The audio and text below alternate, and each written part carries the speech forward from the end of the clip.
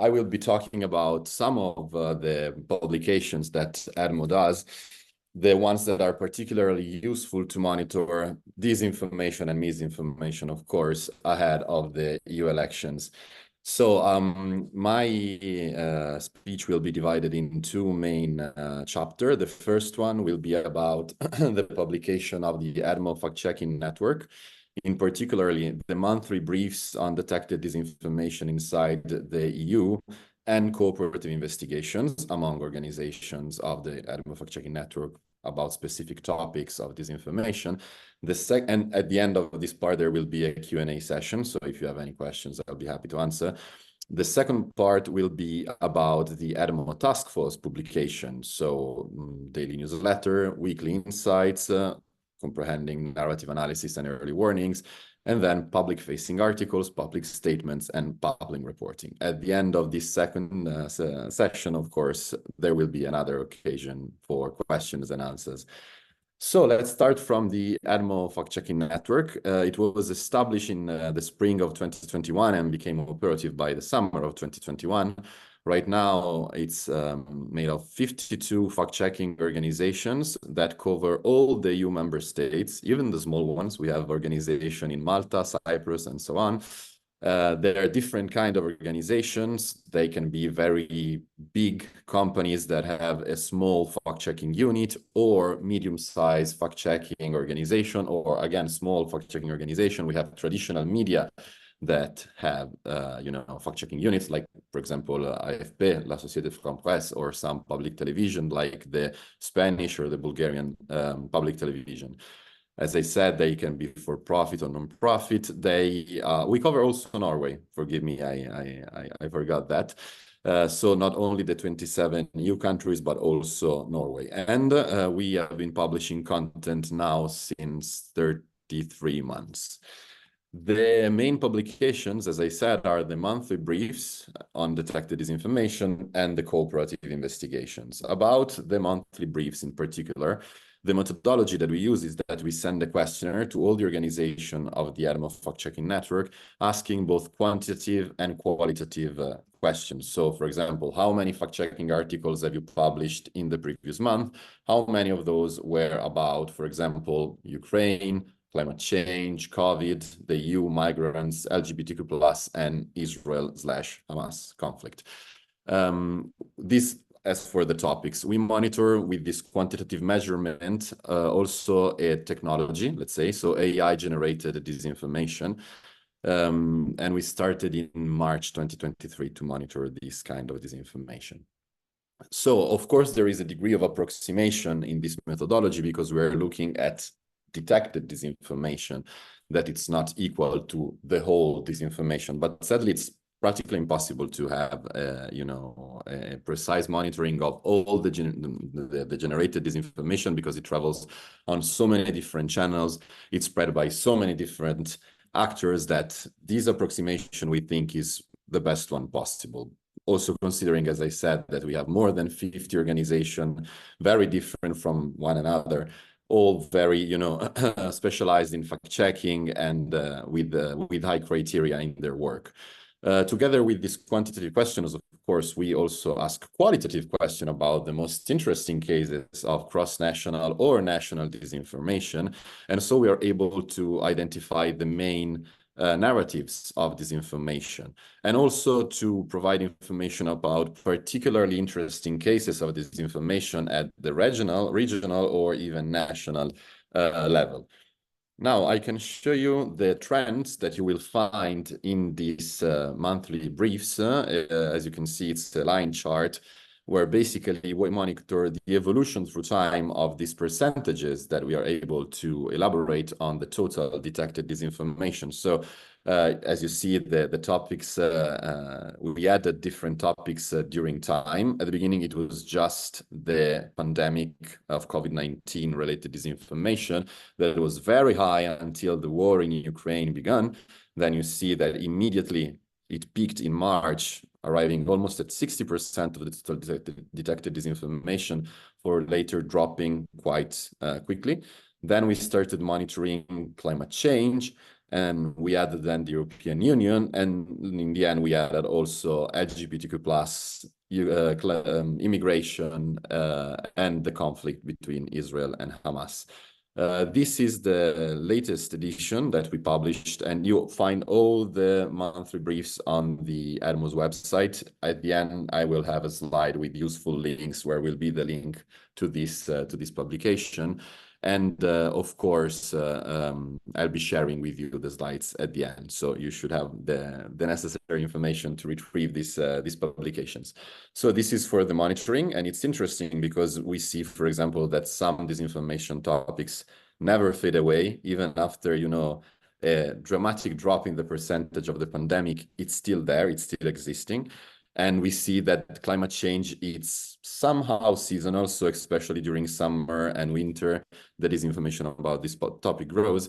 And for example, about the war between Israel and Hamas, you can see that at the beginning, in October, the percentage was relatively high, the, let's say, relative majority, of course, of detected disinformation, but then dropped very quickly. In just 3 months, it went basically to the level of the other topics we are monitoring. Now it's, if I go by memory, it should be around 5%, more or less. Then, as I said, it's not just the quantitative monitoring that you will find inside these monthly briefs, but also the analysis of the disinformation narrative. So we adopted this definition.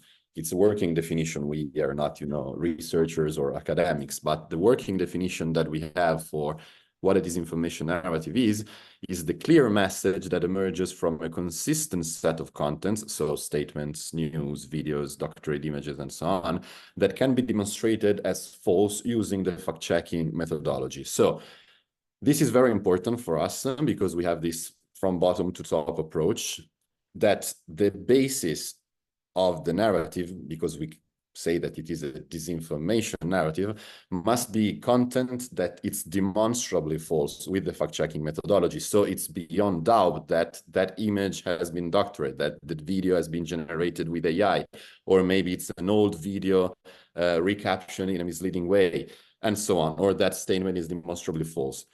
And the clear message that emerges from this set, I can provide some examples. For example, pardon the wording, COVID-19 vaccines are dangerous. This is the general narrative. And then we saw a lot of individual content, like, I don't know, a study that was actually never published, or the statistics that have been doctored, or maybe, some true numbers that were then spread with the misleading message. There is the well-known paradox of, having more people in the end of the pandemic, at least, that was getting the COVID-19 virus, even though they were vaccinated.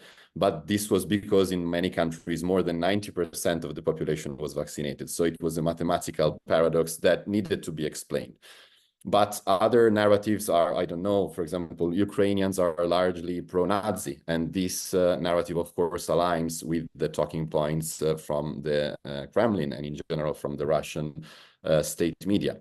Other narratives about, I don't know, climate change. The old one, let's say, right now, it's that climate change doesn't exist. And of course, we detected a lot of false news supporting this narrative. Recently, it evolved from it doesn't exist into it exists, but it's not really linked to, human activities. And even if it is, the solutions that have been proposed by the scientific communities and by international bodies, like, for example, the EU with the Green Deal, are not effective. Or the contrary, they are even, they make more damages than benefits.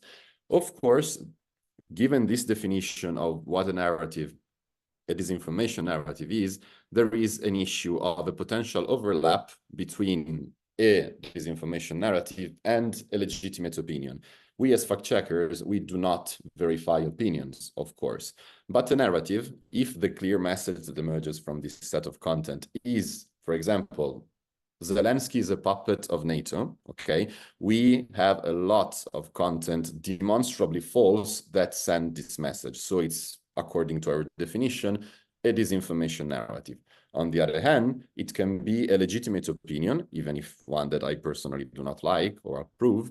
It can be an opinion that for someone, Zelensky is a puppet of NATO. So there is this issue of a potential overlap. When it happens, we try, of course, to point out all the time. Given these methodological premises, some examples specifically about the EU, because we are looking at things that can be useful, in particular ahead of the EU elections. These are some of the narratives that we detected in the monthly briefs. We are still, of course, talking about what you can find inside these monthly briefs.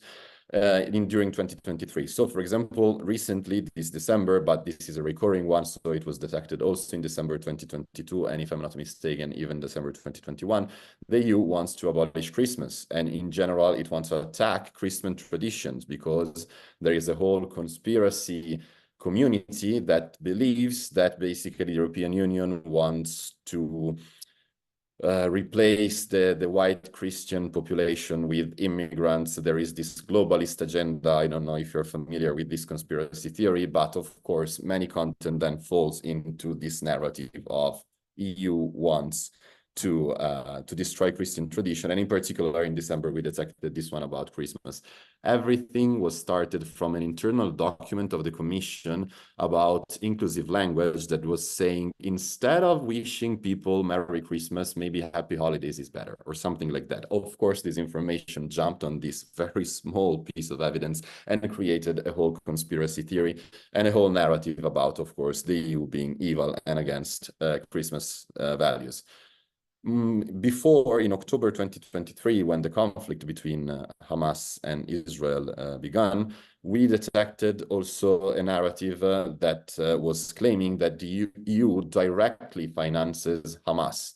And this is interesting because it's quite common, a common strategy to exploit one current crisis to send messages that are pertinent to, let's say, long-term battles. So attacking the EU is in the interest of many different actors, foreign actors, but also many internal actors that for political dividenda, for political gain, they have all the interest in portray the EU in the worst way possible. And in this case, of course, it was used, the crisis in the Middle East, to attack the EU, saying it supports terrorist. Of course, this accusation, again, it was conveyed through demonstrably false content, and we debunked many cases of this and sent the message that I just mentioned.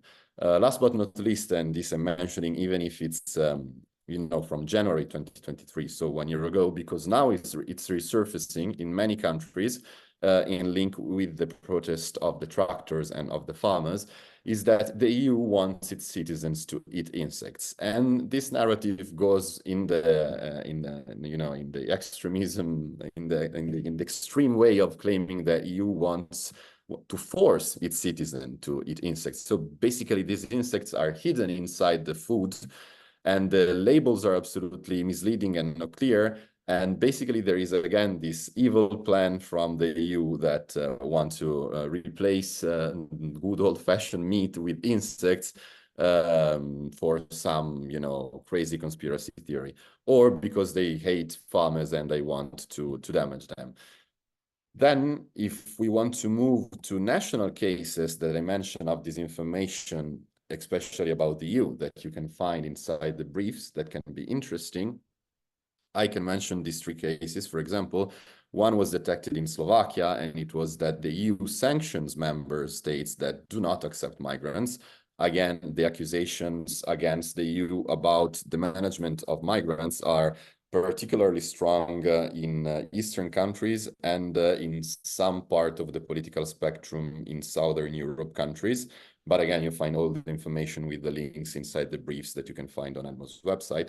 The second example is different because it was in a case where the attack to a EU institution, in this case, the president of the Commission, Ursula von der Leyen, was done for, let's say, internal political debate reasons. Spain was ahead of the election back then, and it was basically, the EU was attacked from the far right, saying that the Commission was supporting, the president of the Commission was supporting the center-left candidate.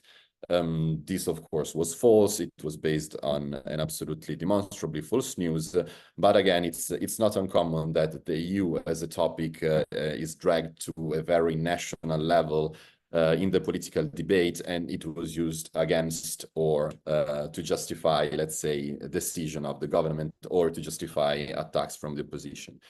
The last example, again, it's about migrants and the EU. It's circulated in Hungary, where Hungarian government media, so media that are directly in control of Fidesz and of Orban, they reported that in the EU was voted a mandatory migrant quota. And again, this was not true. It was actually a misleading way of characterizing what was decided in Brussels about the new agreements about migration. Of course, in this case, there are some nuances, but if you click on the link, as you see in the slides, you have the link where you see underlined the words. Clicking there, you are directed to the original article and you can find all the details there. Then, cooperative investigations. This is a different publication from the monthly briefs. All the things that I've just presented, they are inside the monthly briefs. The cooperative investigations are on a different page on EDMO's website. Again, you'll find the link in the useful links slide in these slides. And anyway, it's very easy to find them on the EDMO website.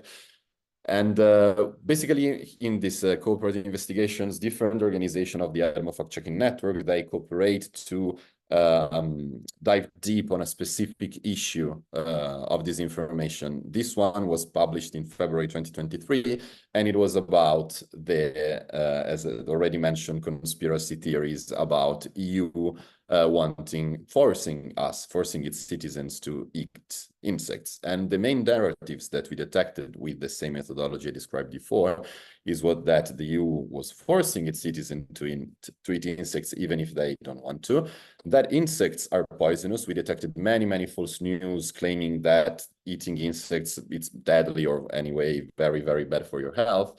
And there was geographically limited but very interesting narrative circulating in the Baltics in particular, if I'm not mistaken, that the EU is forced to resort to insects because of the dramatic consequence of the sanctions against Russia. And this is interesting because it's a hybrid between, different disinformation narratives. Here, in this case, the pro-Russian propaganda, pro-Russian disinformation channels were basically exploiting a topic of disinformation that was not necessarily linked to the war in Ukraine to present it in a way that basically was, again, advocating for stopping the support to Ukraine and stopping the sanctions against Russia. Move to the part about the expected publications from the EDMO task force on EU elections in 2024. So a quick overview of what is this task force. It's a task force, of course, based on in the context of EDMO. Its composition is one representative from each national/regional hub. We have 14 of them, so we have 14 representatives of the hubs, plus 3 representatives from the advisory council, 1 expert in media literacy, 1 chair, which is also my director of Pagella, Politica and Facta.news, Giovanni Zagni, and 1 secretary. So the expected publications that should start shortly in April, coming from the EDMO task force, are a daily newsletter, weekly insights, public-facing articles, public statements, and public reporting. About the daily newsletter, basically it will have just 3-4 bullet points that will point out urgent disinformation narratives or even content related, of course, to the EU elections that will come from observation of the fact-checking network, from alerts arriving from the hubs, or from the input of other stakeholders. We will also highlight any other relevant material about disinformation related to the elections. We will also highlight very most relevant disinformation content at the EU level, but that is circulating on a, let's say, national scale. And also, of course, there will be promotion of other activities of the EDMO community that could be particularly interesting ahead of the election. So research events, media literacy material, and other editorial outputs. The frequency of this newsletter will be daily. I hope you will be reached soon by an email asking you to subscribe to this newsletter. And it should start, if not April the 1st, that will be Easter vacation on the 2nd of April. The weekly insights, the second output we expect to have are basically, slides, 1-2 pagers, PDF presentation style, and basically the content will be mainly of two different kinds. An analysis of the disinformation narratives and trends linked to the EU elections at national, regional, or European level. I already gave the definition of disinformation narratives.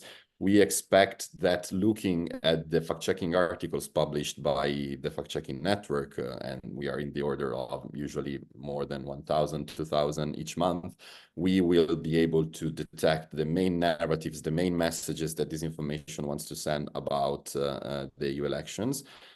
And we will, of course, provide you a short synthesis, a short summary of our analysis work on these narratives. The second, let's say, content of these weekly insights will be the early warnings.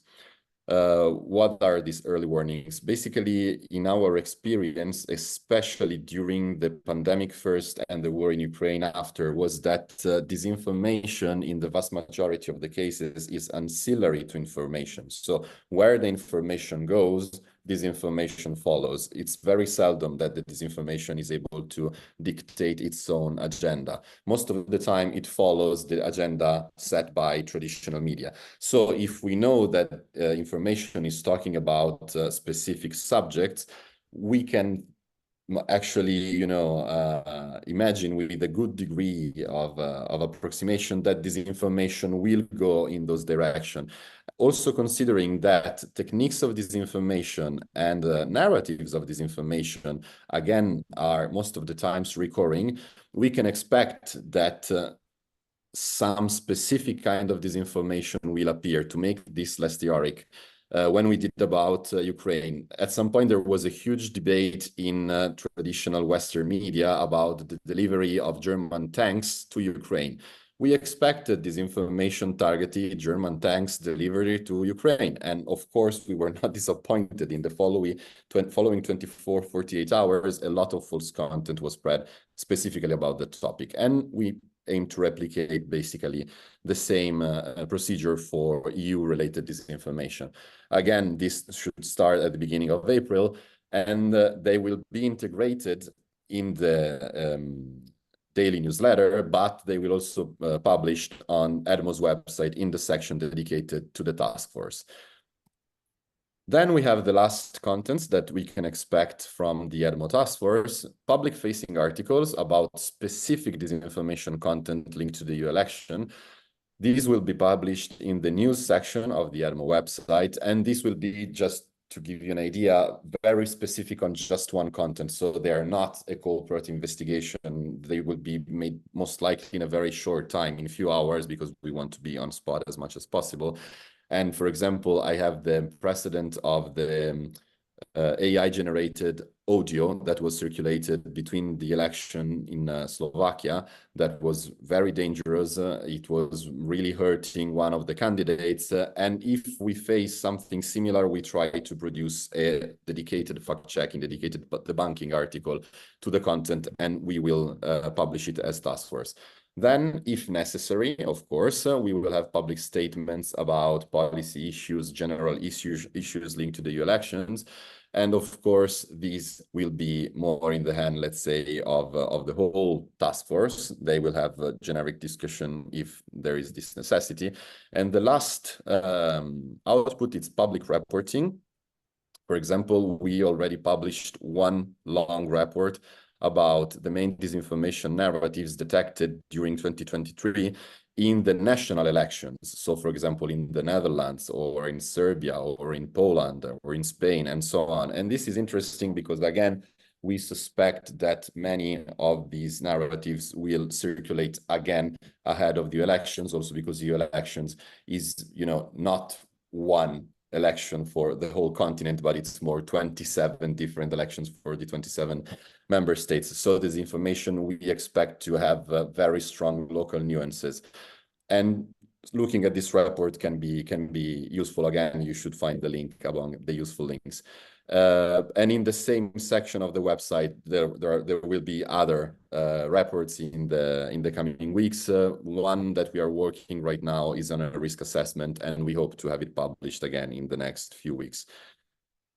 Here you have the useful links I mentioned, and that I guess it will be helpful for you at